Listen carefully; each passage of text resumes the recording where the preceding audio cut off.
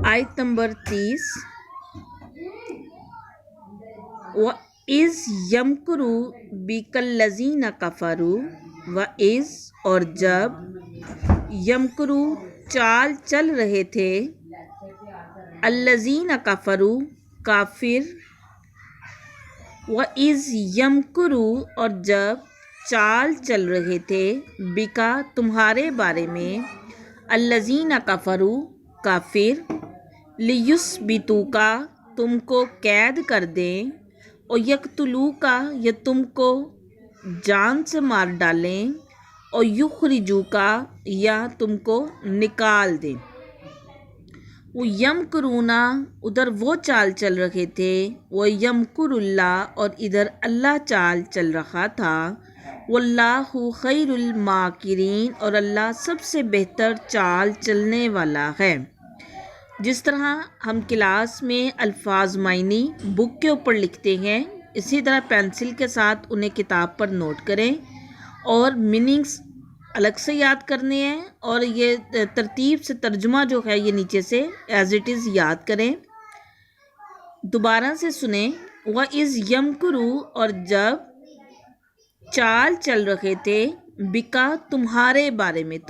بارے میں یعنی آپ صلی اللہ علیہ وسلم کے بارے میں الذین کفروا کافر لیثبتوک تم کو قید کر دیں اور یقتلوک یا تم کو جان سے مار ڈالیں اور یخرجوک یا تم کو وطن سے نکال دیں۔ وہ یمکرون اور وہ چال چل رہے تھے، وہ یمکر اللہ اور اللہ بھی چال چل رہا تھا، واللہ خیر الماکرین اور اللہ سب سے بہتر چال چلنے والا ہے۔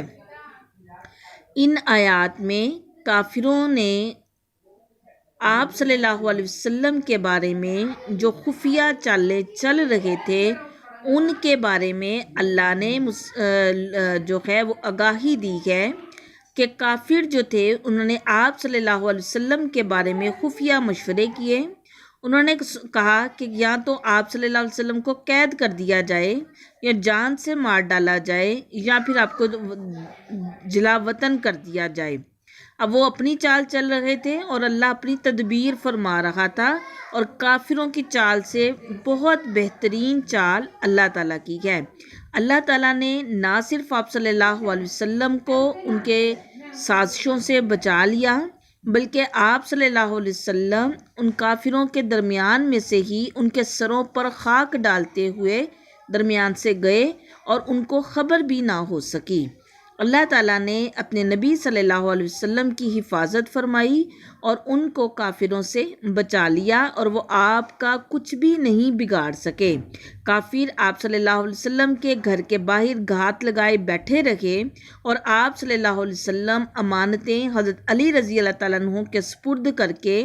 ان کے درمیان میں سے نکل کر چلے گئے۔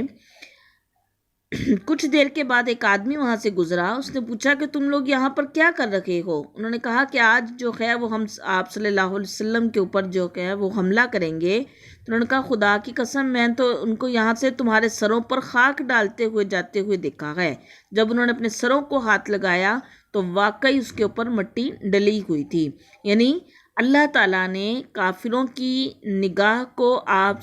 کو چرا لیا، اور وہ آپ صلی اللہ علیہ وسلم کو دیکھ بھی نہ سکے کہ آپ صلی اللہ علیہ وسلم جو ہیں وہ ان کے سروں پر خاک ڈالتے ہوئے چلے گئے ہیں۔ اور اس طرح اللہ تعالیٰ نے اپنے نبی صلی اللہ علیہ وسلم کی حفاظت خود فرمائی۔ اس سے کیا ثابت ہوتا ہے کہ ساری دنیا مل کر بھی کسی کا کچھ بگاڑنا چاہے تو وہ نہیں بگاڑ سکتی جب تک اللہ نہ چاہے، اور اگر اللہ چاہے تو جو ہے وہ اپنے بندے کی بغیر کسی لشکر کے، بغیر کسی سہارے کے بھی مدد فرما سکتا ہے۔ تو اس سے ہمارا اللہ پر ایمان جو ہے وہ بہت مضبوط ہوتا ہے کہ اللہ جو چاہے وہ کر سکتا ہے۔ ان آیات کو آپ نے ان کے میننگز بھی نوٹ کرنے ہیں، ان کو یاد بھی کرنا ہے۔ السلام علیکم۔